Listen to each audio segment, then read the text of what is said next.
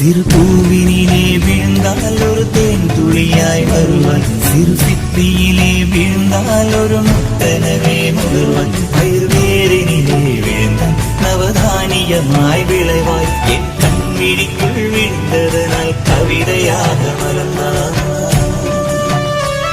அந்த இயற்கை என்னை படைத்தால் ஒரு பெரிய ஷவர் இது, அழகின்ற வயது கழிந்த பிறகெங்கு நனைவது, இவள் கண்ணி என்பதை இந்த மழை கண்டறிந்து சொல்லியது. சக்கரவாகமோ மழையை அருந்துமா, நான் சக்கரவாக பறவையாவேறு,